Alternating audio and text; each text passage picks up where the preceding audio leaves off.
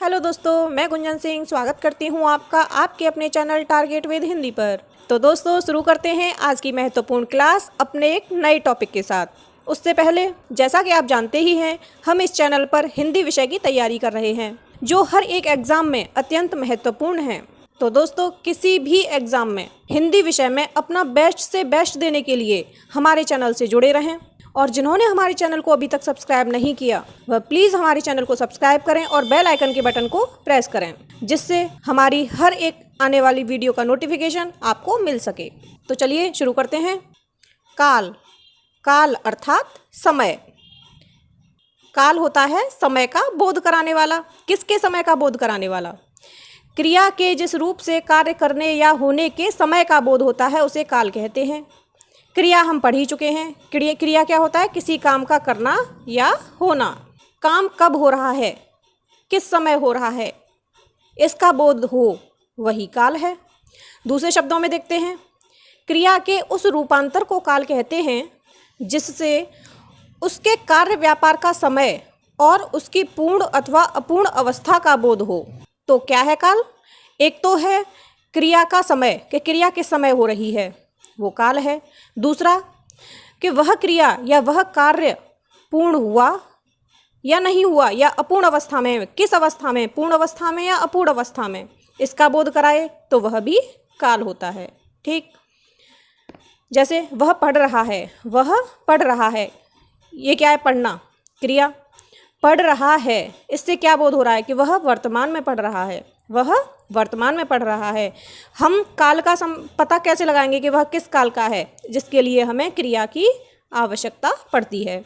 वह पढ़ रहा था, तो हम यही तो देखेंगे, है, था, उसी से तो पहचान होगी कि काम हमारा अभी हुआ है, वर्तमान में या भविष्य में होगा, है ना। तो हमें काल को पहचानने के लिए क्रिया की आवश्यकता पड़ती है। अब हम देखते हैं काल के भेद। काल के 3 भेद होते हैं: वर्तमान काल, भूतकाल और भविष्यत काल। वर्तमान काल यानी कि कोई भी कार्य वर्तमान में हो रहा है। भूतकाल यानी कि वह कार्य हो चुका। ठीक। भविष्यत काल कि वह आने वाले समय में होगा। इनको भी फिर से विभाजित किया गया है। जैसे वर्तमान काल के 5 भेद किए गए हैं: सामान्य वर्तमान, तात्कालिक वर्तमान, पूर्ण वर्तमान, संदिग्ध वर्तमान और संभाव्य वर्तमान। उसी तरह से भूतकाल के 6 भेद किए गए हैं: सामान्य भूतकाल, आसन्न भूतकाल, पूर्ण भूत, अपूर्ण भूत, संदिग्ध भूत और हेतुमत भूत। भविष्यत काल के 3 भेद हैं: सामान्य भविष्यत, संभाव्य भविष्यत और हेतुमत भविष्यत। इनको अब हम एक एक करके समझने का प्रयास करते हैं। सबसे पहले देखते हैं वर्तमान काल।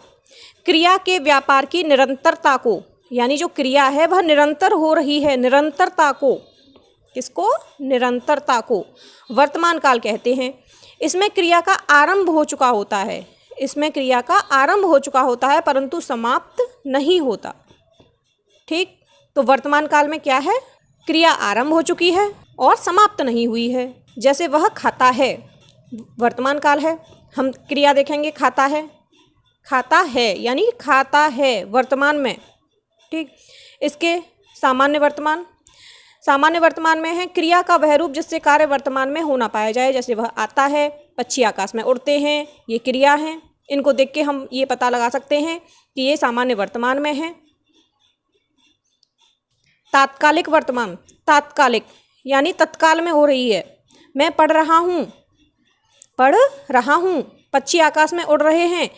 इसमें क्या था? देखिए, सामान्य वर्तमान में तो वर्तमान में होना पाया जाए कि वह आता है, पक्षी आकाश में उड़ते हैं। लेकिन तात्कालिक में कि मतलब अभी हो रही है, तत्काल में मैं पढ़ रहा हूँ, पक्षी आकाश में उड़ रहे हैं, मतलब रहा है, रही है, इस तरह से आए, वह तात्कालिक वर्तमान।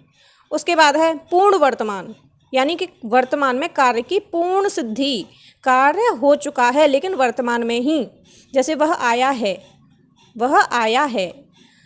लड़के ने पुस्तक पढ़ी है, वर्तमान में ही पढ़ी है लेकिन पूर्ण हो चुका है वह काम। वह आया है, वह आया तो है लेकिन अभी अभी आया है, यानी पूर्ण वर्तमान। अब देखते हैं संदिग्ध वर्तमान। संदिग्ध का मतलब होता है संदेह। तो क्रिया के होने में संदेह प्रकट हो, है ना। जैसे राम खाता होगा, वह पढ़ता होगा, तो यहाँ संदेह ही तो हो रहा है, खाता होगा, पढ़ता होगा। जैसे इसमें क्या होता है? खाता, पढ़ता, यानी ताती के बाद गागी के आता है, क्या होता है, ता के बाद गा की गे आता है कि राम खाता होगा, वह पढ़ता होगा। संदेह है इसमें कि वह पढ़ता होगा, वह खाता होगा, ठीक है ना। संभाव्य वर्तमान, इसमें संभावना हो, जैसे वर्तमान में काम के पूरे होने की संभावना रहती है, जैसे वह आया हो, शायद, ठीक है ना, शायद संभावना है कि वह आया हो, वह लौटा हो। इसमें लास्ट में क्या आता है, हो, क्या आता है, हो, इसमें संभावना रहती है। इस तरह से ये थे वर्तमान के भेद। अब चलते हैं भूतकाल, यानी कि जो कार्य पहले ही हो चुका है। देखते हैं, जिस क्रिया से कार्य की समाप्ति का बोध हो, कार्य की समाप्ति का, यानी कि वह पहले ही हो चुका है, समाप्त हो चुका है, उसे भूतकाल कहते हैं। जैसे लड़का आया था, क्रिया है आना, क्रिया क्या है, आना, कि लड़का आया था। हम क्रिया को देखेंगे, क्रिया को देखने से हमें यह पता चल रहा है कि लड़का पहले ही आ चुका है ना, आया था।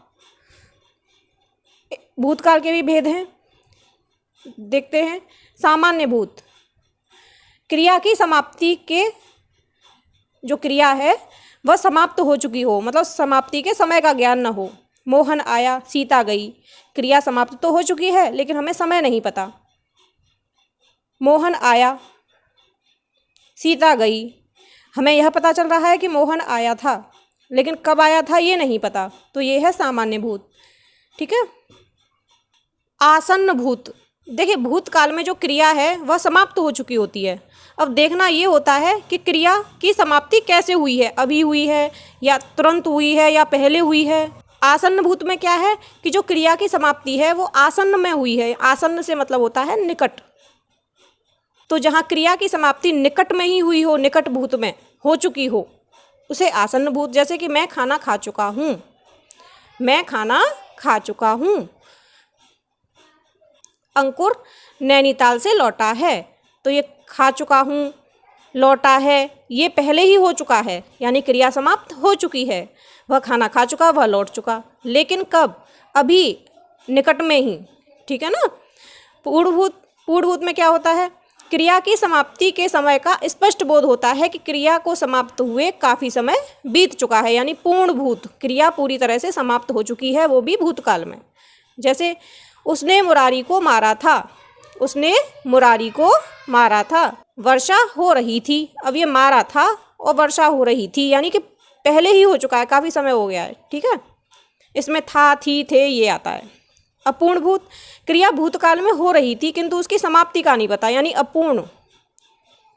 अपूर्ण से मतलब क्रिया पूर्ण नहीं हुई थी।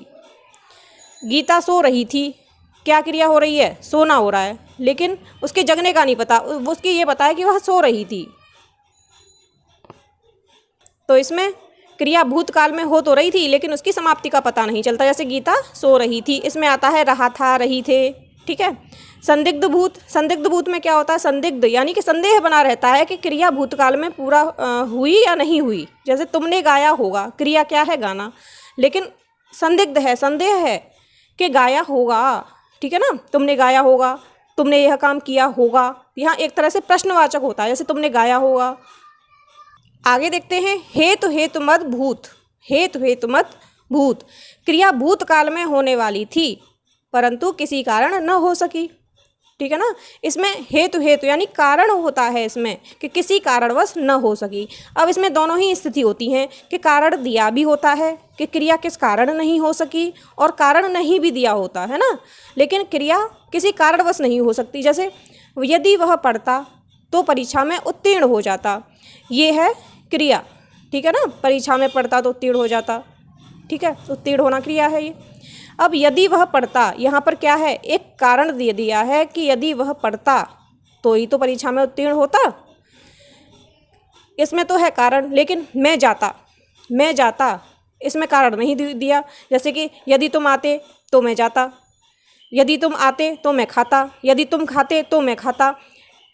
कारण दिया भी होता है और कारण नहीं भी दिया होता। इस वाले वाक्य में कारण दिया है कि यदि वह पढ़ता तो परीक्षा में उत्तीर्ण हो जाता, इसमें कारण नहीं दिया कि मैं जाता, बस इतना दे दिया है। तो इस तरह से ये हेतु हेतु मद भूत के वाक्य हैं, ठीक है ना। इसमें कारण दिया होता है और नहीं भी दिया होता, लेकिन क्रिया हो नहीं सकी थी, ठीक है ना, किसी भी कारण से। आगे देखते हैं भविष्यत काल। भविष्य में होने वाली क्रिया को भविष्यत काल कहते हैं, जो आने वाले समय में होगी। जो क्रिया आने वाले समय में होगी उसे हम क्या कहेंगे, भविष्यत काल। जैसे मैं पढ़ूंगा, ठीक है ना, मैं पढ़ूंगा, ना अब पढ़ रहा हूँ ना पहले पढ़ा हूँ, अब पढ़ूंगा, ठीक है ना, तो अब जो मैं पढ़ूंगा वो होगा भविष्यत काल। इसके 3 भेद हैं, सामान्य, संभाव्य और हेतु हेतुमत। सामान्य में देखते हैं, सामान्य भविष्य में है, क्रिया भविष्य में होगी कि वह जाएगा। लता गीत गाएगी, यानी आने वाले समय में वह जाएगा और वह गीत गाएगी। संभाव्य में संभावना होती है कि क्रिया भविष्य में होगी शायद, ठीक है ना, तो संभव है कि वह कल आएगा, आएगा हो, ये क्या है, ये क्रियाएं हैं। लेकिन इसमें क्या है, संभावना है कि संभव है कि वह कल आएगा, संभव है कि कल बारिश हो। हेतु हेतु मत में क्या होता है, इसमें एक क्रिया दूसरी क्रिया के ऊपर निर्भर है। कैसे, एक क्रिया का होना दूसरी क्रिया के होने पर निर्भर है। जैसे कि राम गाए, राम गाए ये क्रिया हो गया। तो मैं बजाऊं, ये जो बजाना क्रिया है ये गाने पर निर्भर है, ठीक है ना। एक क्रिया तब होगी जब दूसरी क्रिया होगी। वह कमाए तो खाए, वह कमाएगा तो खाएगा, ये जो खाना है ये कमाने पर निर्भर है। इस तरह से सामान्य भविष्य में तो भविष्य में होगी, ठीक, संभाव्य में तो संभावना होगी, और हेतु हेतु मत में एक क्रिया दूसरी क्रिया पर निर्भर होगी। इस तरह से भविष्यत काल के 3 प्रकार हो गए। और इस तरह जो हमारा टॉपिक है काल, यह हमारा कंप्लीट हुआ। काल के 3 भेद हैं, वर्तमान काल, भूतकाल और भविष्यत काल।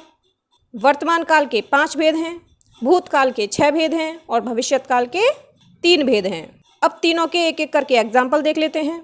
मैं खाना खा रही हूँ, ये है वर्तमान काल क्योंकि मैं अभी खाना खा रही हूँ। मैंने खाना खाया था, यानी कि मैंने खाना पहले खाया था, मेरी क्रिया पहले ही हो चुकी है, तो यह भूतकाल हो गया। और मैं खाना खाऊंगी, यानी आने वाले समय में खाऊंगी, तो ये हो गया भविष्यत काल, ठीक है ना। उम्मीद करती हूँ कि आपका ये टॉपिक क्लियर हो गया होगा। अगर क्लास पसंद आई हो तो प्लीज़ उसे लाइक एंड शेयर अवश्य करें। आज के लिए बस इतना ही, धन्यवाद।